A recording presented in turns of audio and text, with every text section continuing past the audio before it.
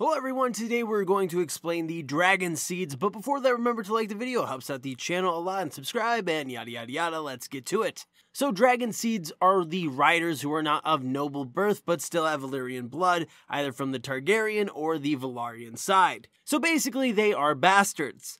Some people think that the Velaryons can't claim dragons because of what Corlys said in episode 7, that Velaryons might be of old Valyria, but they are not dragon riders. I think this has more to do with the fact that Velaryons never had dragons even when they lived in old Valyria.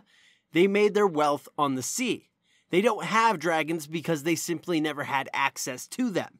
And the Velaryons and the Targaryens have been intermarrying for centuries, so their blood is all mixed up anyways. And there is no literature stating that Velaryons can't claim dragons, so I will just be saying Valyrian descent. So as we saw in episode 7, the Blacks needed dragon riders for Vermithor and Silverwing.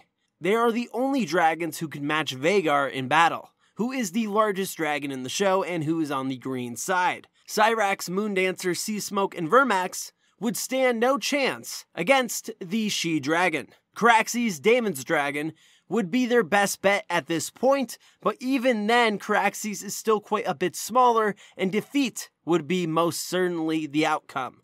Rhaenyra initially was only looking at the noble houses for people who had the blood of old Valyria for riders, until she came across Addam of Hull, who says Seasmoke claimed him. Addam is low-born, but his father is Corlys Velaryon, so he is of Valyrian descent, which is why Seasmoke claimed him, and why he claimed Seasmoke. Rhaenyra was ecstatic at finding this out because that means she could still find riders for Silverwing and Vermithor. She will just have to search the history books for people from the noble houses that may have Valyrian blood. But Mysaria has another idea. How about getting bastards instead? Since a great many of Targaryen princes have visited brothels in King's Landing and have left many a whore with children, there is also a thing known as the custom of the first night. The idea is when the small folk get married, the lord or king has the privilege to bed the bride on the wedding night. Most people hated this, but the people who live on Dragonstone didn't mind it as much, as they saw the Targaryens as these foreign beauties, like gods. So many brides considered it a blessing if they became pregnant with a child.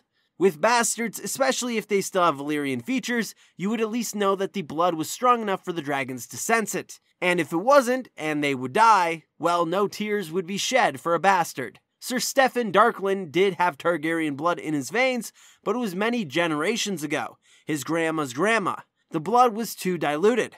Rhaenyra was a bit iffy to get bastards to ride the dragons, stating that amongst the noble houses there is an honor code. But Mysaria persuades her and she sends out the call. Many people answer the call. These bastards aren't exactly living great lives. They have to deal with poverty and starvation. Even though they know they may die from claiming a dragon, it is worth the risk to them. Because to successfully claim a dragon, their lives will change forever. They will know power few people have ever possessed. And they will become lords and ladies. They will never have to worry about money and food again. Hugh Hammer claimed Vermithor and Ulf the White claimed Silverwing. Hugh Hammer tells us his lineage, stating he never knew his father, but he knew his mother. She worked at a pleasure house, and she was quite popular since a lot of men wanted to bang a woman with silver hair. She used to tell him that he was no different from her brother's boys Viserys and Daemon. So his mother was Sarah Targaryen, who was the daughter of Jaehaerys Targaryen. She was quite the troublemaker, and had many lovers. Jaehaerys hated this, obviously, and sent her to Old Town to get her mind in the right place. She escaped and went across the narrow sea where she worked at a pleasure house. Jaehaerys disowned her because of this. It is almost fitting that Hugh Hammer is riding Jaehaerys' dragon, Vermithor, now. It is like one last F.U. to the old man. So Hugh would be cousins to Viserys and Daemon Targaryen. Ulf the White claims to be the son of Balon Targaryen, so he would be the half-brother of Daemon and Viserys.